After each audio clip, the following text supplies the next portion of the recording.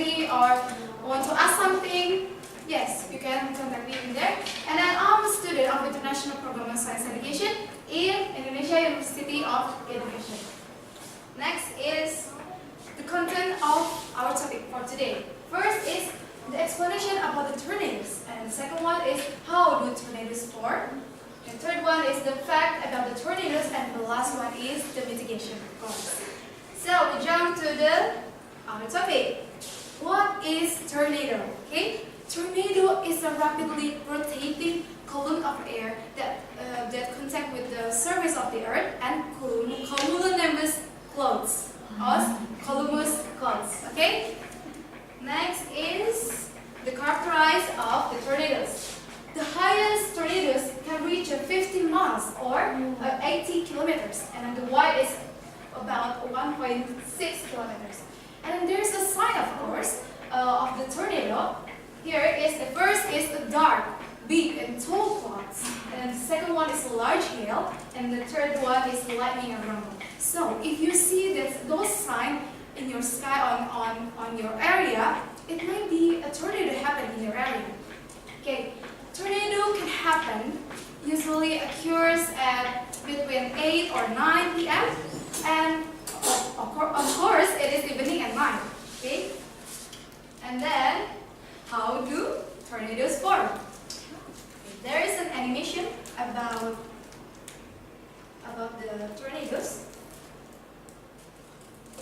Okay, here is the tornadoes. Tornadoes happen because of the cold dry air that collides with the warm air, and then because of the cold air is heavier than the warm air, so the cold air is sliced down to the surface, and then the warm air is raising up to the sky. And then because of that eventually keep rotating and rotating because of that causes a tornado. Okay, so the next one is. This is the fact of the tornado. The average monthly tornado occurrence on Java in the 2012 until 2015 period. This is really important information for you moms, because this information is It's a possibility of the tornadoes happen. As you can see here, there's a month from January until December, and then there's some numbers that represent of the tornadoes happen. Of course, here, as you can see, is the maximum one is the November, and then the maximum two is in October, and then the last one is January. Why this is important? Because as you can see here, Indonesia have the two seasons, rainy season and dry season. Of course, yeah. Yes. So as you can see here, the maximum one is in rainy season. So the possibility, the highest possibility of the tornadoes happen is in rainy season. So you have to pay attention in October until April. Okay. Next one is, this is a video, an example of tornadoes happen in Bogor. Oh no, sorry. I'm sorry about the sound. Okay. It's happened in Bogor recently, in 6 December 2019. As you can see here, the tornado is like a twister. You know the twister? Yeah. Yes. The snake. Okay. No, it's not the snake. It's like rotating, warm air. Okay. Next is what we have to do when the tornadoes happen. Don't worry, moms, because I have a tips for you when the tornadoes happen. Yes. The first one is look up. Oh, okay, look up. See any of those signs. As I already told you before, like a dark, a big, tall, or etc. There might be the possibility of the tornadoes. And then after you see the sign, watch out to an object and facilities, because of the tornadoes is rapidly rotating. Wind. They might be blown away an object on facilities like a trash or like a tree maybe, and it will cause an injury. And then the third one is when you got stuck in your car with your family. It is really important. Get out immediately and find out the sturdy building, because when you just stay in your car, it will cause an injury too. And the fourth is stay away from the trees and the power poles.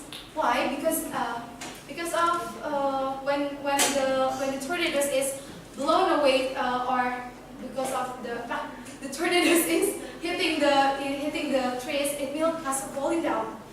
Okay. The fifth one is take shelter or find a safety place. When you are in your house, you can find your basement. If you don't have basement, you can stay under the stairs.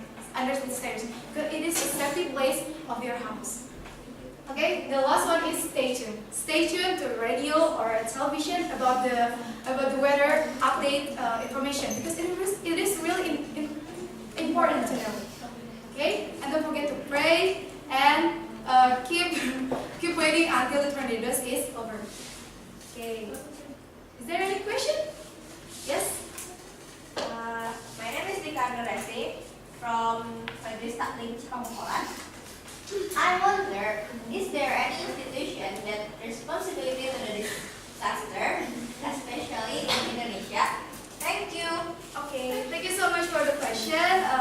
Okay, of course, the government have the institution that responsibility to the disaster that happened in Indonesia, such as the BNPB, Badan Nasional Penanggulangan Bencana.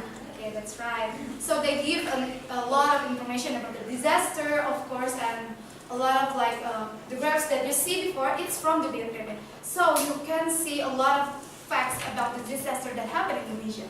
So I think that's all from me.